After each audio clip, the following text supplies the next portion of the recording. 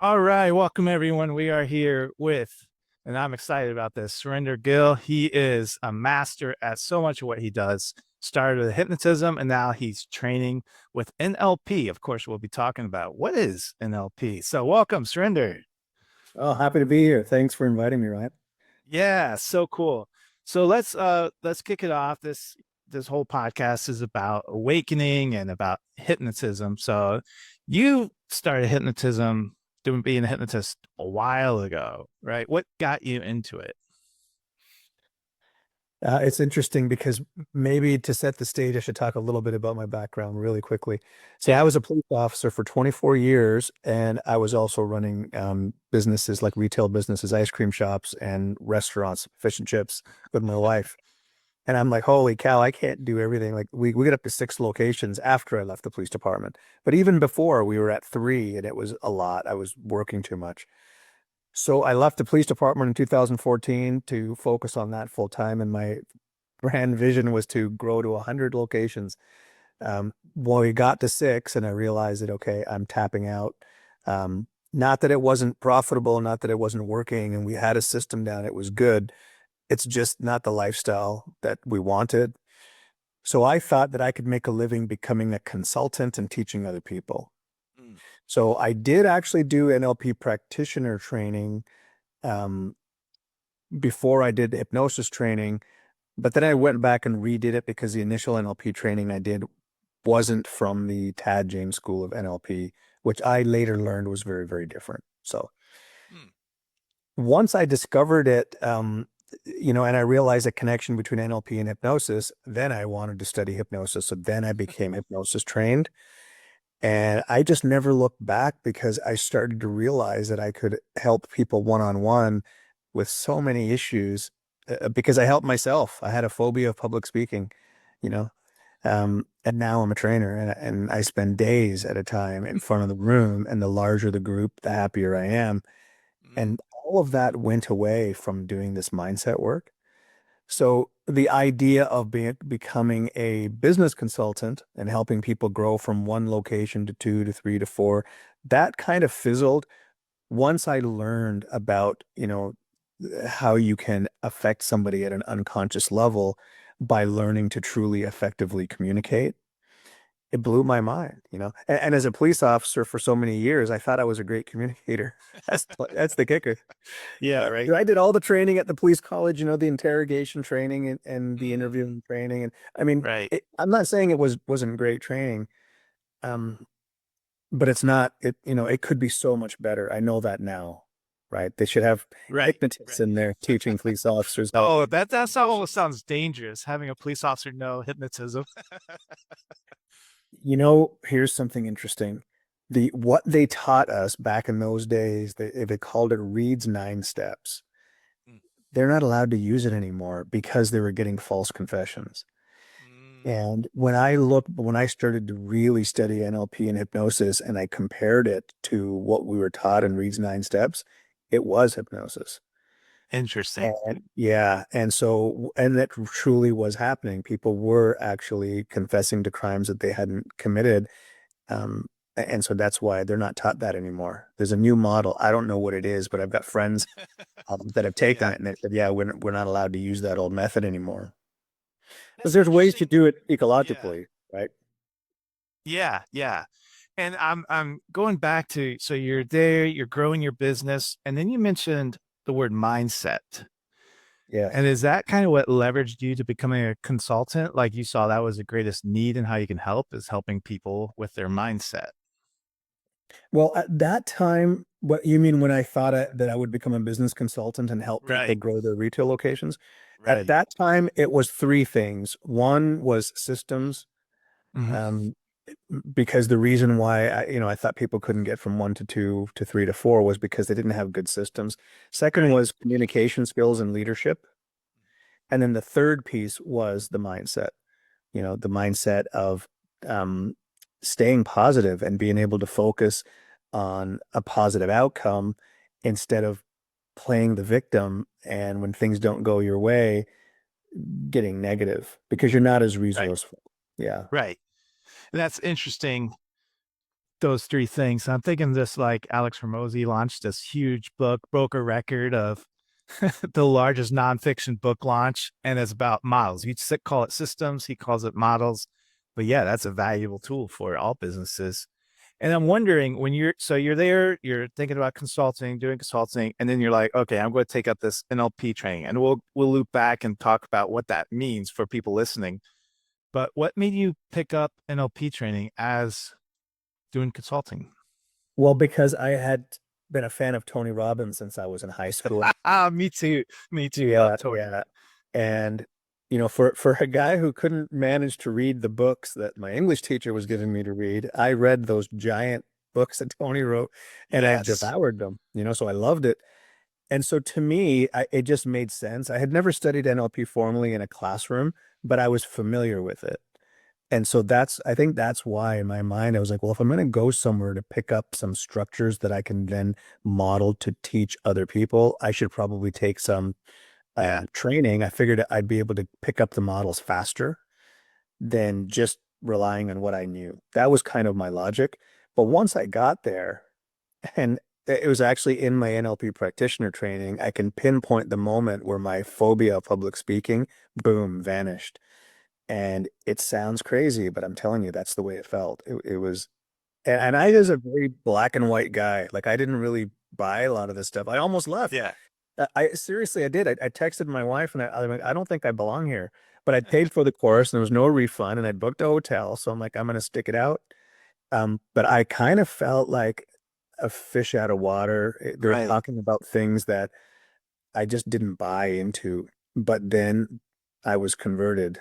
And, and once that Yes. phobia went away and I started to realize that these stories that were in my head Yeah. that were controlling my life and the results that I was producing were in fact just stories.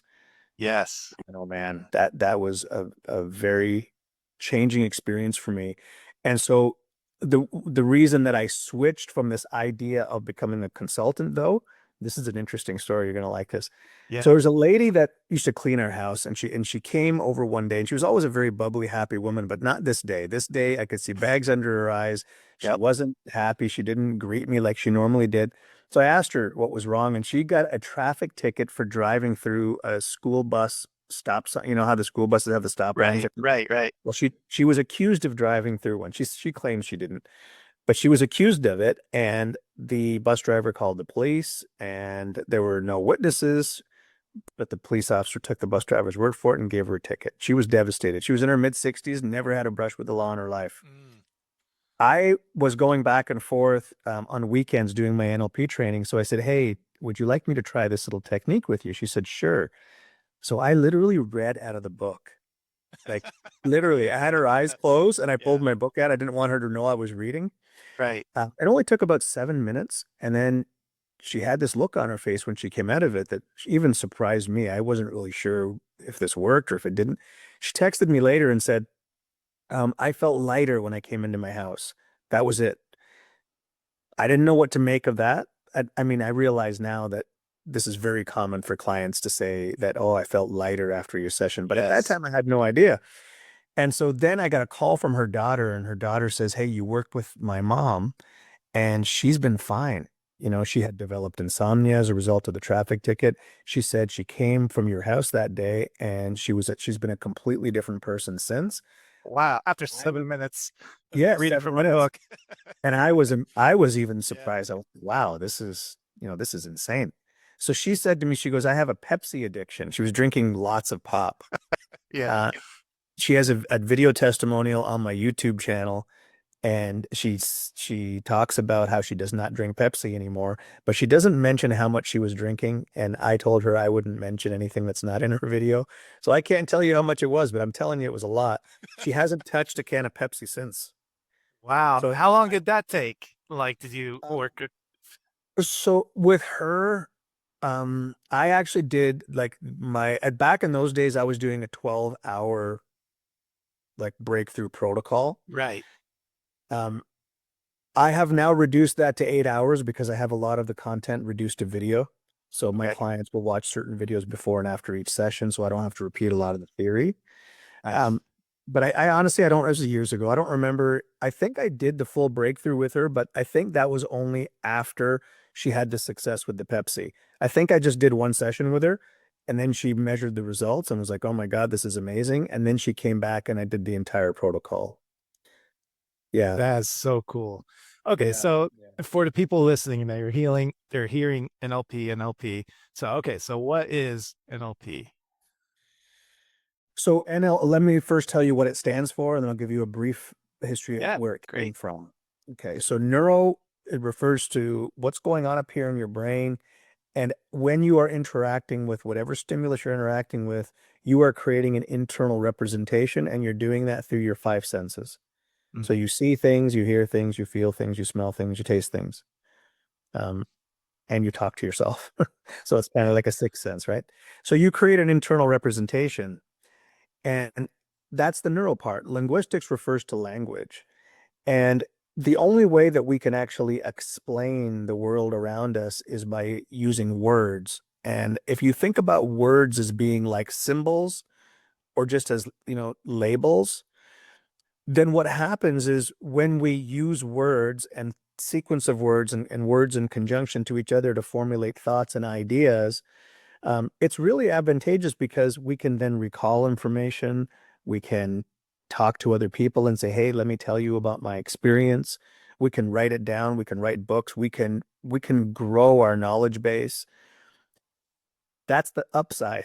The downside is that these words and these labels, what they really do is they compress a whole bunch of data into one tiny little piece of information.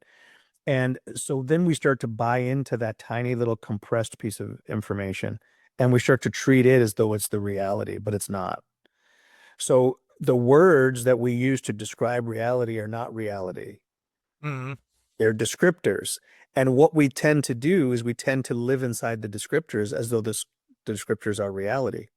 Right, So I think that's the best way, in a short, limited time that we have to explain the linguistic part. So in other words, language is right, very, very important. Not just the language you use when you're communicating with others, but the language that you're using when you're communicating with yourself, when you're talking to yourself. right. So you can limit your effectiveness if you don't understand language. And then the final piece is programming. We are predictable because we compare new information to old. And then we assign meanings to life events based largely on the old information, not on what's actually happening. Right, right, And because that old information, these patterns are there all the way back from childhood, we become people that will respond in a very predictable way. So if we're not getting results in our life that we want, then chances are it's because of this habitual thinking, which is leading to habitual behavior, which is right. producing predictable results. Neuro-linguistic programming. And that makes sense because I'm thinking too that story about the lady that came in, got the ticket. I'm wondering what language, what stories she was telling in her mind. And before you said, okay, what about so like therapists, they challenge a belief or they challenge a story, but how is therapy different than NLP? Oh, man, I'm so glad you asked that question because I was going to figure out a way to slide that in somewhere. Now I don't have to. Okay. So uh, with therapy, the focus, this is as far as I can tell, even though this is actually straight in the NLP practitioner manual in the NLP coaching section that's written by Tad James. So it's my opinion. It's clearly Tad James's opinion as well, but I recognize that there's people out there that will disagree with this. Okay. Therapy is based in large part on the work of Freud, who said this is the stuff that's happened in your past. And because of this stuff that happened in your past, that's why you are the way you are today. And so the hope is that when we can connect all those dots of a person's negative emotional history, that they will go, oh, so that's why this is happening. And then hopefully they'll get some improvement in their life as a result of that knowledge being exposed. In other words, coming from the unconscious mind to conscious awareness. Yeah. NLP, although it's not based on, Adlerian psychology, nobody really talks about Adler. This is just my own feeling on it. is that what Adler said was that it's not what's happened in our past that causes us to behave in a particular way today. It's what we make those events mean. Mm, So it's not the events themselves. It's just what did we make it mean and why did we make it mean that? right. Because if we're comparing new information to old information, then that means those things that, you made them mean something when you were 10 years old, it's because of the things that you had made them mean those things when you were 9. Right. And the things that when you were 9 years old, you only made them mean that because of what you did when you were 8. And so that means your entire history could be viewed as kind of an illusion. Yeah, I was about to say it reminds me as you're saying meaning the way I sometimes my daughter, for instance, she'll say, "Hey, Dad, do you remember this incident?" I'm like, "No, I don't remember it that way." And then so it's almost like I've assigned a different meaning to it over time. And does meaning change over time? And then in you before when you're talking too about NLP and the definition and what it is, you're talking about our current. So like it's past meaning meets current situation. And I don't know if you see where I'm going with that, or what do you think? Yeah. There's two things that I am hearing there. One is if this is submodalities, and submodalities are the qualities of our modalities, and this definition meaning your senses. So sometimes a person will think about a previously experienced life event and they will change things like the volume. It'll be really, really loud, but somebody else Mm, will say, oh, I remember the accident too, but it wasn't loud at all, right? mm, All our windows were up. We barely heard it. So when you tamper with the submodalities of a memory, you can tamper with the emotion that the person has linked to that memory. mm, Okay. So that's one thing. The second part of your question is, can you change the meaning?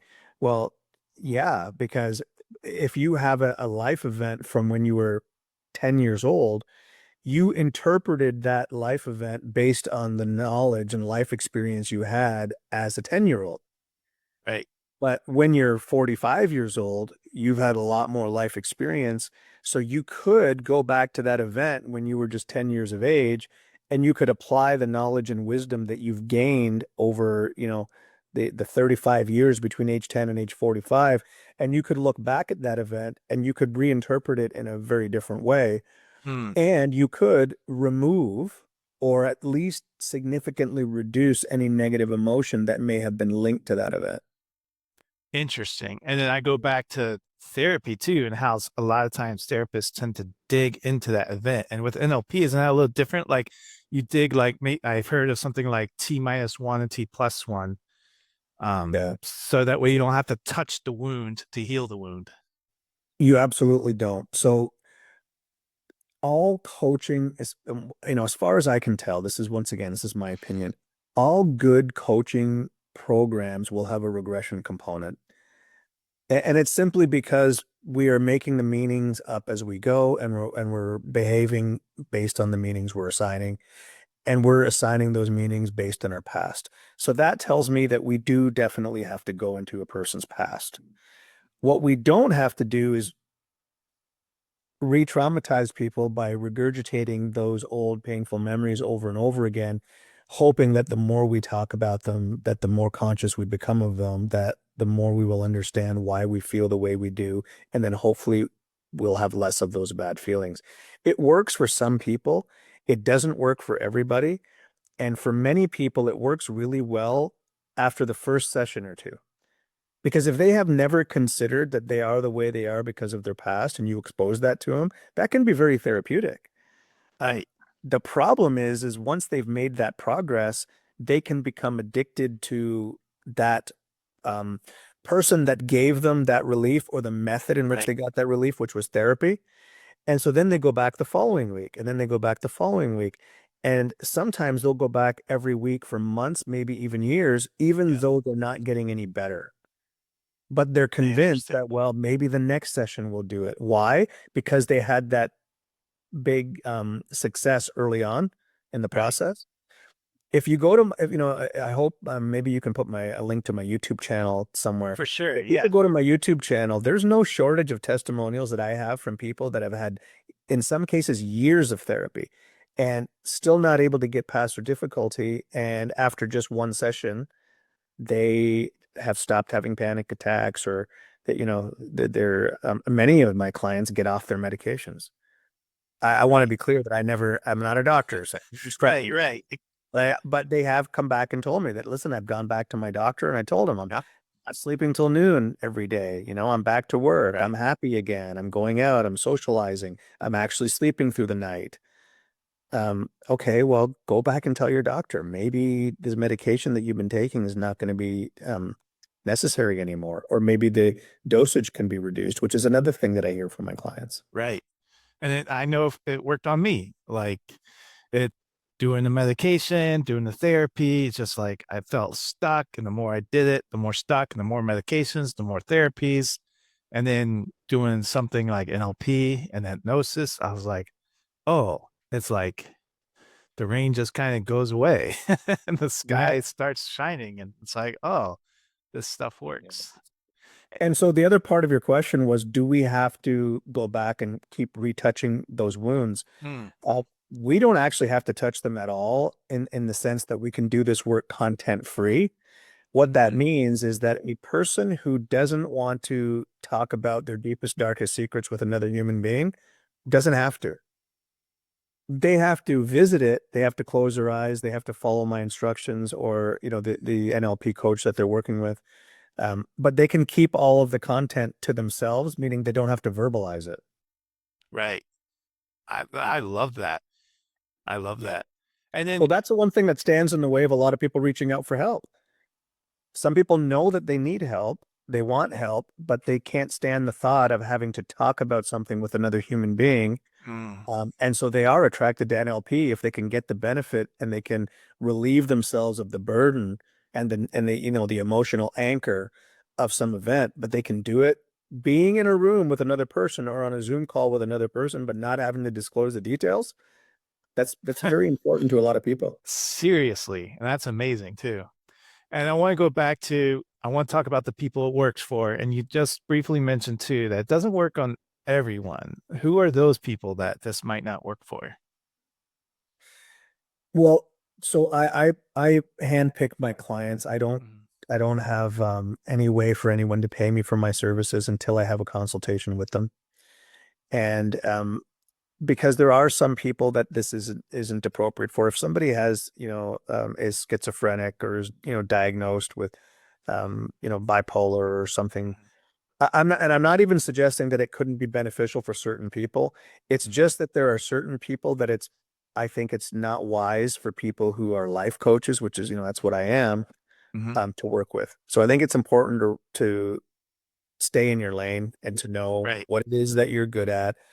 And people who need to be in the care of a doctor and need to be medicated, they're not really people that I should be working with, I don't think. Right. So I don't. What I look for are people who have created their difficulties through ineffective thinking. Mm, And if I believe that I can teach them to think more effectively so that I can help them reprogram their mind and get a better outcome, then those are the clients that I look for. And of course, there are other things like, do they want to change? right. Right. Yeah. That's a big one too. Now you're talking about change and you have all these testimonials on your YouTube, which you will link to. What are some of the biggest things that you've seen, the more common things that you've been helping people with?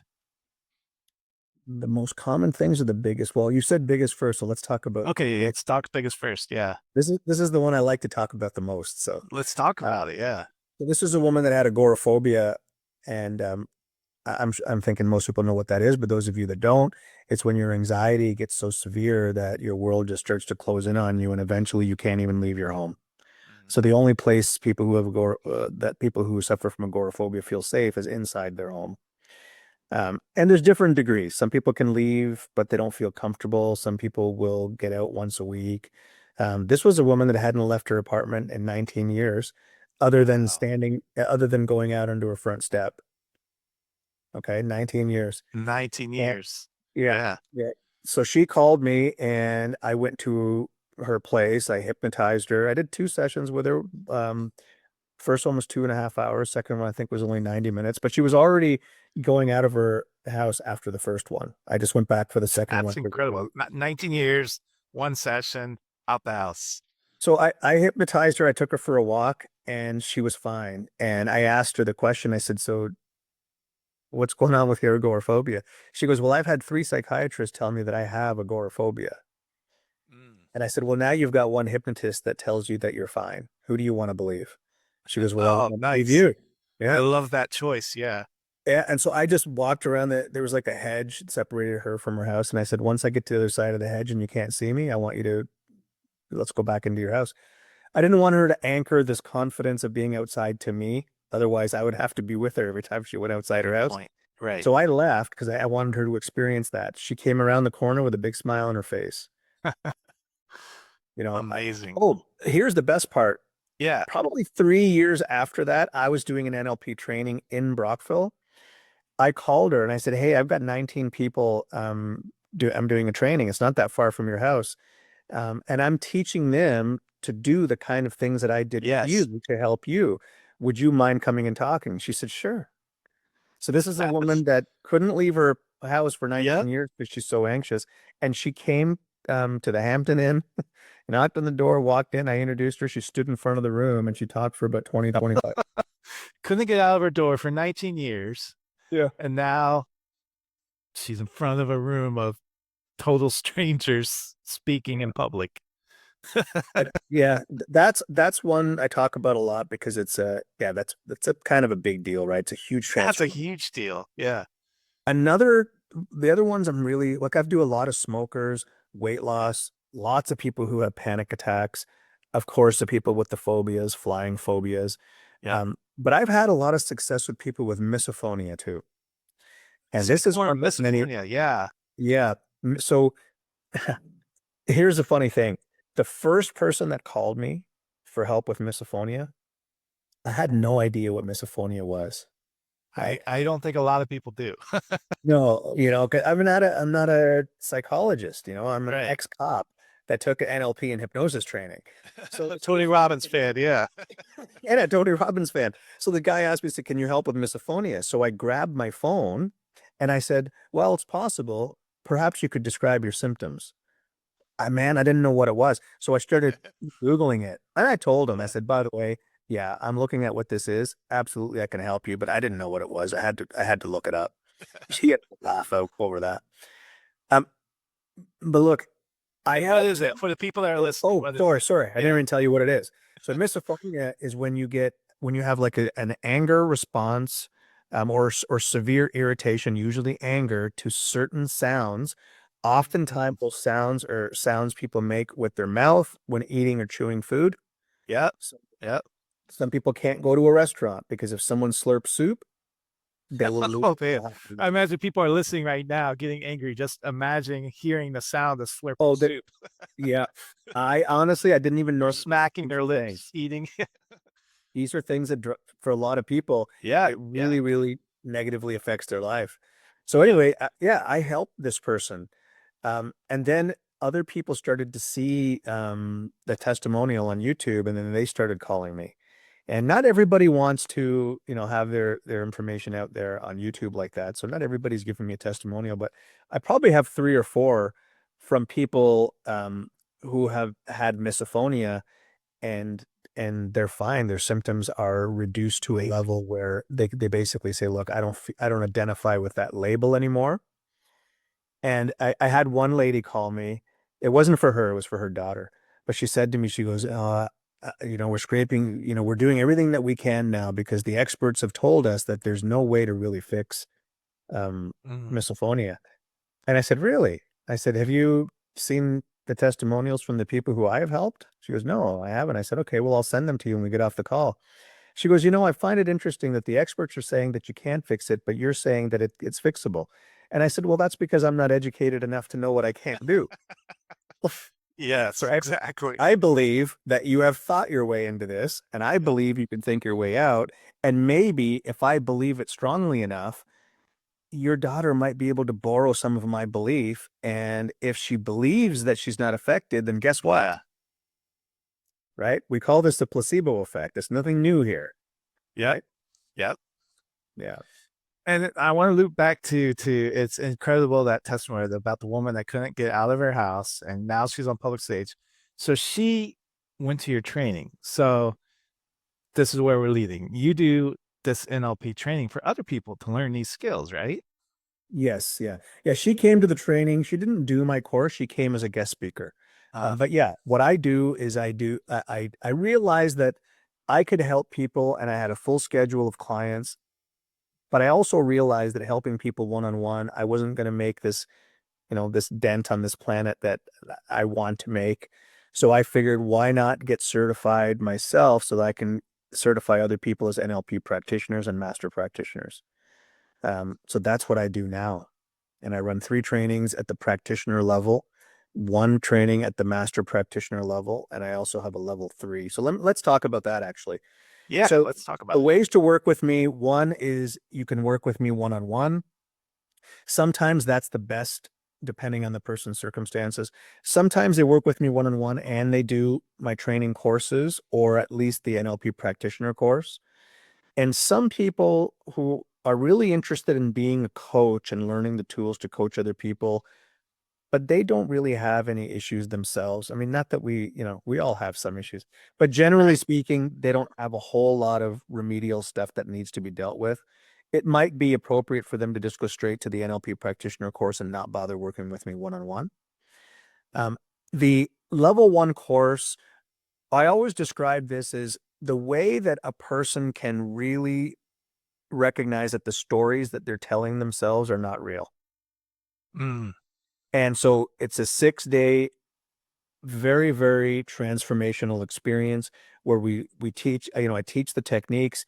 Everybody breaks up into groups. They do the techniques with each other. There's a very thick manual that's full of all the details and the scripts. The whole idea is that when you're done, you can be a practitioner, and practitioner can be interpreted in 2 ways. One is you're a person who practices NLP.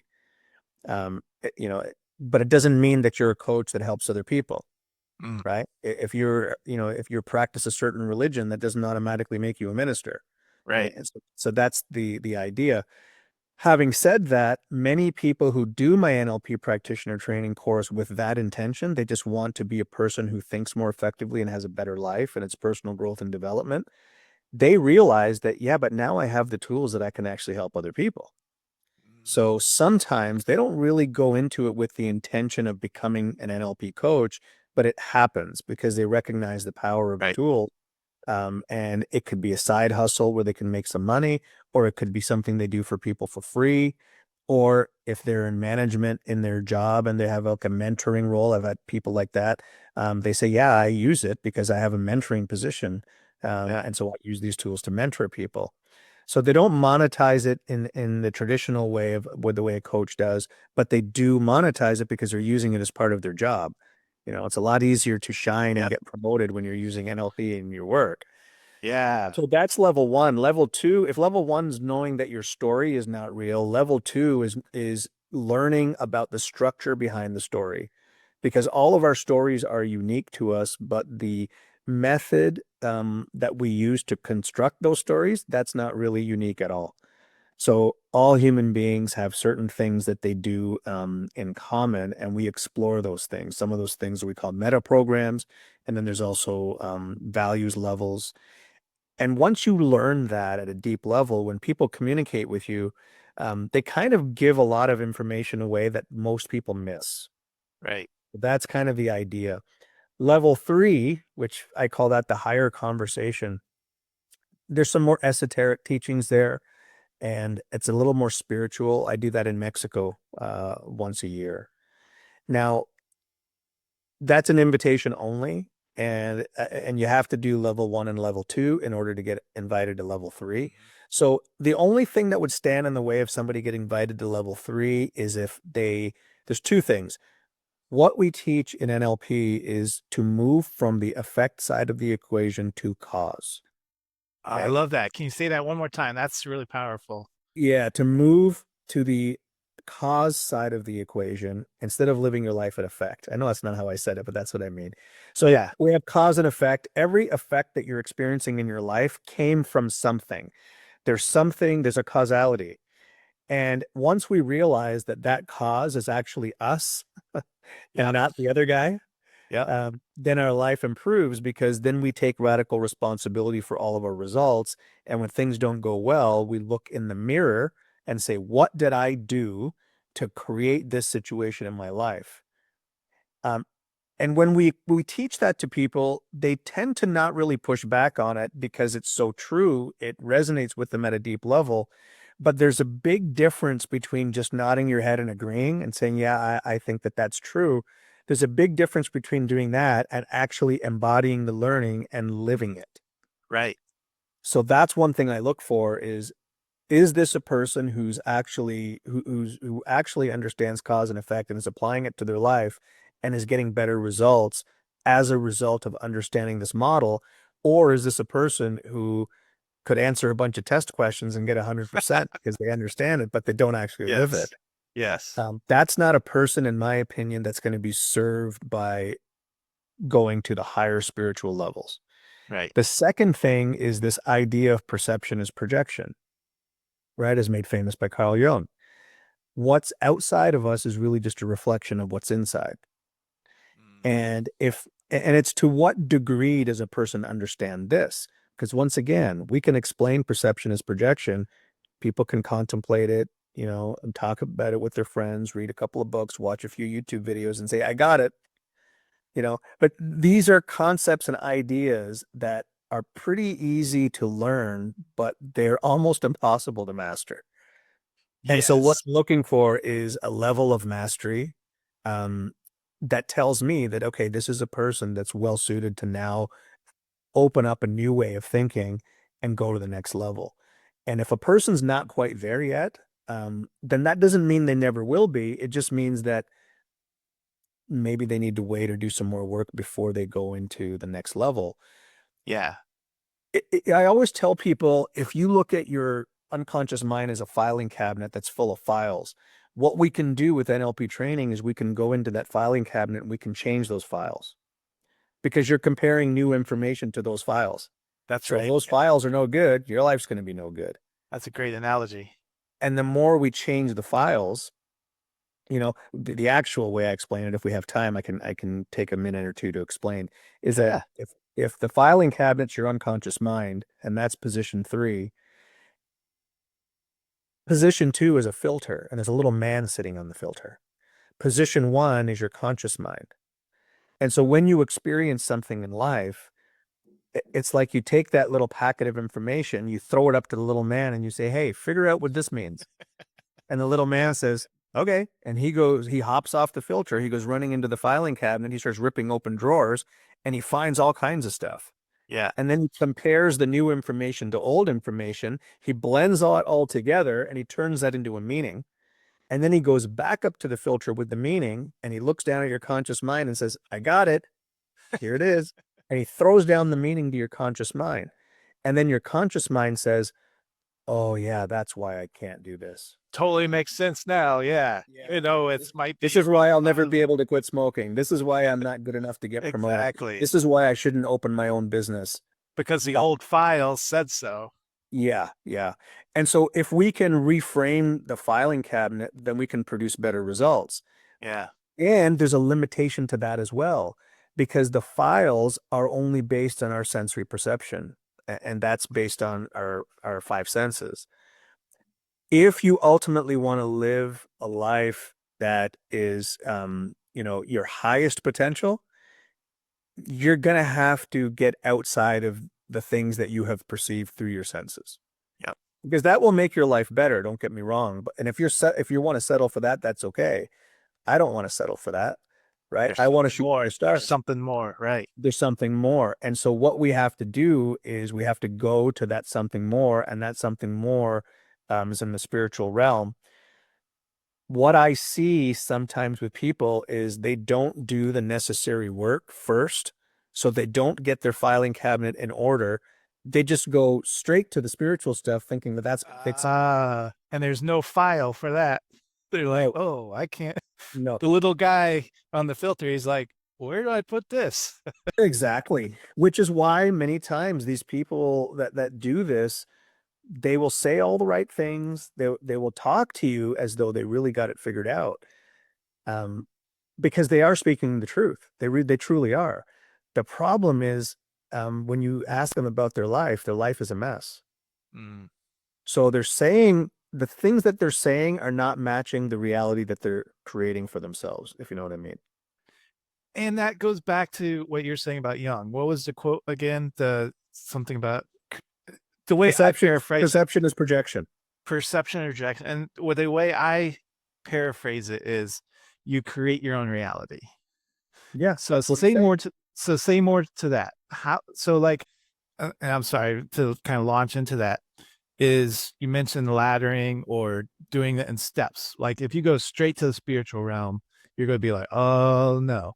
But if you're like, maybe start with something small, like, okay, for instance, you do these little experiments, like, okay, put it out into the universe or project this idea that something will happen in 48 hours. I don't know. And then something will happen in 48 hours, right? You're like, oh, that works. And then you like do something greater, do something like ladder it up, right? Is that kind of how that works? Yeah, yeah. That's I would say yeah. At least understanding that that makes sense. Like what you just described. This is a story I often tell in training. Years ago, we were driving to a ski hill, and my daughter was at that time she's 24 now, so she might have been maybe 18 or something, 17. And she was asking me about hypnosis. She goes like, "What is this stuff that you're doing?" And I said, "Well, your brain just kind of looks for things that you're thinking about, so whatever your most predominant thoughts are, you end up creating a reality based on that. So you have to be careful how you think. And when I hypnotize people, what I do is I direct their attention to things that maybe they don't really think about on their own. So then when they leave the session, they think about those new things, and then that brings new stuff into their world. And then they give me the credit for it, and they tell all the friends and family that you got to go see this hypnotist guy, right? Yeah. So I said, here's what I want you to, I said, here's an example. And I got this example from, I'm pretty sure, I don't know, it might have been Mike Mandel. I think it was from Mike Mandel. Um, if you go to bed every night thinking about coins, nickels, dimes, quarters, and Yeah. you just think about them in whatever way you want, but you do it for 5 minutes and you think about nickels, dimes, and quarters. And then over the period of the next month, you just collect whatever nickel, dimes, and quarters you happen to see anywhere and you put them on your desk at home. And then you just count how many times did you find nickels, dimes, and quarters in the previous year, 5 years, maybe even 10 years of your life? And why did you find so many in 30 days? Because you spent 5 days of every evening for 5 minutes thinking about nickels, dimes, and quarters. She didn't even do the exercise. She was just listening to me talk. Yeah. And then when we got to the hill, she had to run to the bathroom. She came back out and she said, "You're not going to believe this." I said, "What?" She goes, "I found a quarter." I said, "When was the last time you, like inside, as soon as she stepped inside?" She goes, "It was just laying there." I said, "When was the last time you ever found a quarter or a nickel or dime or anything?" She goes, I can't remember the last time I ever found a nickel, quarter, or dime. So the idea here is that, I mean, look, might she have been directed to that quarter if we didn't have that conversation? Maybe. I don't know. Maybe, but maybe not. Mm-hmm. Because it's the things that you're thinking about that you start to see. This is why in NLP, one of the things that we talk about is deletion, all the information that you're deleting. And a common example is when you buy a new vehicle and then you drive down the street and you see so many other people with the same vehicle that you have, Right. right? Where were all those Honda Civics before you bought yours? And here's the interesting thing is if you're seeing a lot more Honda Civics, you're seeing less Toyota Camrys now. Right. But there's just as many on the road, but they're just not there for you. So that's an example of how we're constructing our reality. So if I understood your question correctly, yeah, that's the type of thing that people have to understand, experience, buy into, start using to their advantage. And Yes. then that's like building up the stepping stones to eventually get to the spiritual realm. I love it. All right. in just a minute, we'll give the listeners and the people watching a little sample of what you do. But I want to know, is there something that you want to communicate before we get to that? Yeah. So what we're going to do is this is a little technique that will bring you into true presence. And so before we do it, if you're driving or anything, I think you should just pause this. I don't think you should be listening to this when you're driving. Um, I think you might ruin the effect a little bit if you listen to it anyway and you just say, well, I'm just not going to put myself into a hypnotic trance. I think you're better off if you just listen to it when you can actually just zone out and you have some privacy. The theory here is this: when you are truly present, you will not feel negative emotion. When people feel sad, it's because they're ruminating about some negative emotional event from their past. That event's not happening right now. When people are anxious, they are thinking about some potential future life event that's going to unfold in a negative way, and they're afraid of it. But their body doesn't understand that they're thinking about something in the future that may or may not happen. Their body thinks that, well, whatever he's thinking about is real.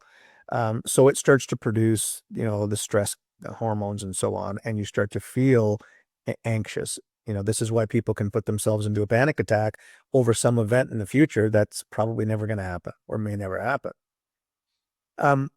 What we utilize to do this is our peripheral vision. And that's because when people go into partial fight or flight mode, they lose their periphery. I learned this when I was a police officer. Well, they didn't explain it in this way, but I put it together and I realized this is what they were teaching us. We had like a computer monitor in front of us and then a monitor on either side. And we were watching the one in front of us and we had to push buttons on either side depending on what they flashed on the screen. And I remember seeing a boy in a red tricycle on the right-hand side. I don't remember the other things. This is like 30 years ago now. But I do remember that. And I remember the screen in front of us was us following a car around in a subdivision. And it was really easy for everyone to get 100% by clicking the buttons. And we all did. Then we did the second simulation. It was the same car. The first 30 seconds or so was identical, but then something changed. The car started to go really fast. It got into a car accident. And then two bad guys got out of the car with masks on. They started shooting at us.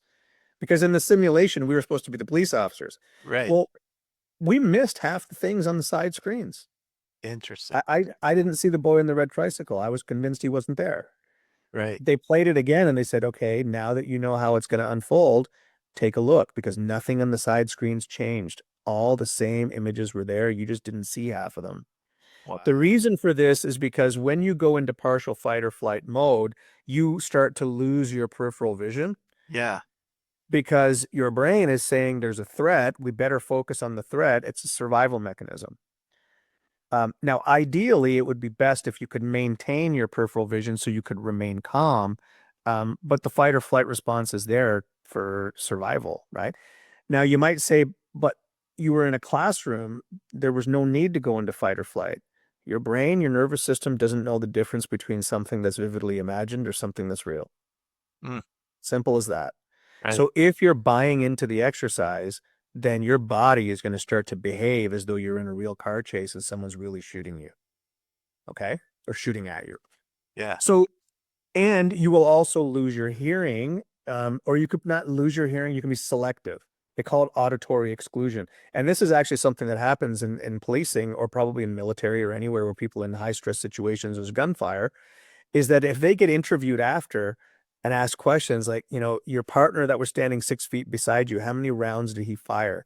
You might say 0, even though he emptied his magazine. Interesting. Yeah. But if they ask you how many rounds did the bad guy fire that was hiding, behind the building 100 yards away, you'll hear every one of his. Interesting. Okay. I'm not saying it always happens. I'm saying it doesn't. Yeah. And it brings up that the peripheral vision isn't just eyesight, because you're hearing your partner shoot those rounds. But you're focused. Yeah. It's about awareness.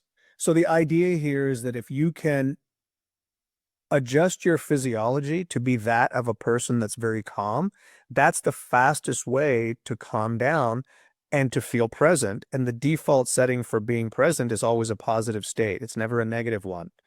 Because in the present moment, there's nothing bad happening. Unless, of course, in the present moment, there's something bad happening. Right. And sometimes bad things happen. They are few and far between, though. Right? They are I few like and far that. between. And so people who have a lot of anxiety and live in this partial fight or flight state, they're just not present. And so I teach my clients to do this. And many times before I even see them for the first session, they report to me that their smoking is 50% less. Or I've had people stop having panic attacks altogether. And even say, I had one lady say to me in her first session that I almost canceled the session. And I said, why? She goes, because I was having panic attacks at least 2 or 3 times a week. And 3 weeks ago, you did that thing with me on the phone. And she goes, I haven't had one since. So I thought, That's well, what's the amazing. point of coming? Oh, yeah, this is so, yeah, let's do it. I just wanted to set the stage so your listeners know Yeah, that's um, great. why to take this seriously, why to do it, and also rewind this and watch it over and over again so that you can memorize how to do it and then Brilliant. do it yourself on a daily basis, multiple times a day. And you can do this um, when you're alone. You can do it when you're driving. People ask me, can you do it when you're driving? And I say, well, you ever watch race car drivers like NASCAR drivers? Those guys would not be able to drive at those speeds inches away from other cars unless they're completely present. They Oh, are totally in that's peripheral, powerful. Yeah. which is why they can do it. So yeah, absolutely, you can do it in all situations, in conversations, from the stage. Right now, I'm talking to you. I'm completely in periphery, and I have been this entire time. Okay. Right. All right, let's do it. Sounds good. All right. So just find a comfortable place. Um, if you've got headphones on, that's fine. But if you have headphones on and it's convenient to take the headphones off and just put your phone on speaker, when I get to the listening portion, it might be a little bit easier for you because you'll be able to hear other sounds, but it's okay. It works both ways. Either way is fine. Okay. Everything always starts with breathing because that regulates your heart rate. So make a nice deep breath in through the nose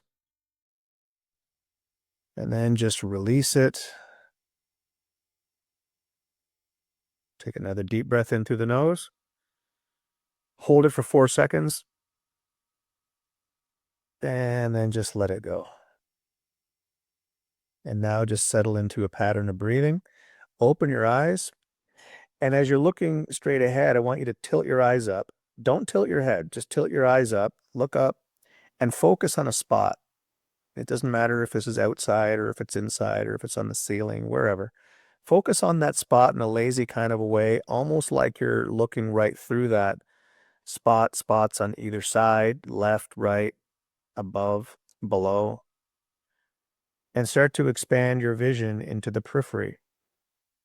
And notice that it's almost as though the things in the extreme left and right and above you and below you are somehow more important, or maybe that you can just give them more attention in the present moment feels very, very relaxing. Sounds can be heard, whether they're in your imagination or whether they're actually happening. Some of you may notice that some sounds in your environment are louder now than they were just a moment ago. Into your imagination and imagine sounds that are too far away, but you know they're happening. Like somewhere right now, a car door is slamming now.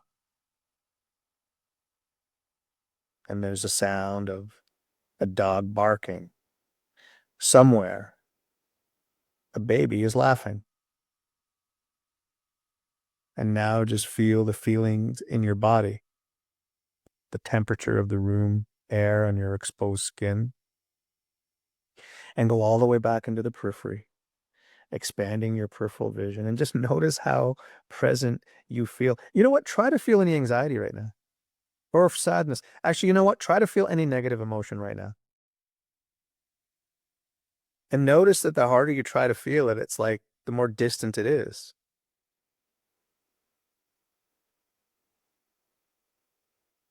There you go. So tell me what that was like for you, Ryan.